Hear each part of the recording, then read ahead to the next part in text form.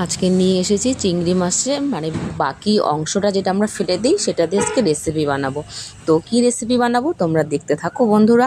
তো জানি না তোমরা এগুলো কে কে খাও আর কে কে খাও না, কিন্তু আমরা খাই, আমাদের খুব টেস্ট লাগে খেতে।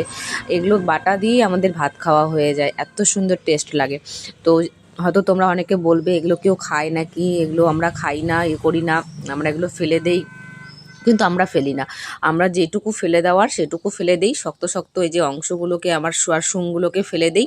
আর দেখো ওই যে বাকি যে নরম অংশগুলো থাকে মাথার কাছে, ওইটা কিন্তু আমরা ফেলি না, ওইটা আমরা বাটা খাই। তো যদি তোমাদের মানে মনে হয় যে দিদিভাই এগুলো কি রান্না করছে, কি খাচ্ছে, হ্যাঁ তোমাদের মনে হতেই পারে, কিছু করার নেই, কিন্তু আমরা খাই, আমাদের খুব ভালো লাগে। তো ওইটা বাটার জন্য আমি পেঁয়াজ, রসুন আর কাঁচা লঙ্কা নিয়ে নিয়েছি। তো যেহেতু শুকনো লঙ্কা আমাদের বাড়িতে চলবে না, মানে আমার বরের খাওয়া নিষেধ, সেই জন্য আমরা শুকনো লঙ্কা খাই না, কাঁচা লঙ্কা দিয়েই সব কিছু রান্না করি। তোমরা যদি পারো, কেউ মনে করো যে এগুলো বাটা খাবে, তাহলে কাঁচা লঙ্কার বদলে তোমরা শুকনো লঙ্কাও দিতে পারো, কোনো ব্যাপার না। শুকনো লঙ্কাটা একটু টেস্টটা আরও একটু বেশি হয়, এটাই আর কি, তাছাড়া আর কিছু না। তো যাই হোক, আমি লবণ হলুদ একে একে সব কিছু দিয়ে দিচ্ছি, দিয়ে ভালো করে লাল করে ভেজে নেব। যখন পেঁয়াজটা একটু ভাজা ভাজা হয়ে যাবে তখন আমি চিংড়ি মাছগুলো দিয়ে দেবো। তো দেখো প্রায় ভাজা হয়ে এসেছে, আর একটু লাল করে ভেজে নেব।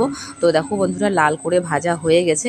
তো আমি এটা হচ্ছে পাটায় বাটবো না, আমি হচ্ছে এটা মিক্সচার মেশিনে বাটবো, কেননা পাটার বাটা এখন সময় নেই, পাটায় বাটতে গেলে এখন অনেকটা সময় লাগবে। তো আমার বর কাজে যাবে আজকে, এমনিতে অনেকটা দেরি হয়ে গেছে। তো দেখো যে আমি মিক্সচার মেশিনেই বেটে নিলাম, কিন্তু পাটায় বাটার মানে বাটার টেস্টই আলাদা রকম হয়। তো যাই হোক, আমি আজকে মিক্সচার মেশিনেই বেটে নিলাম, তোমরা পারলে পাটায় বেটে খেও। তো আমার বরকে গরম গরম ভাত দিয়ে দিলাম, আর এদিকে ফুলকপি আর মাছের ঝোল।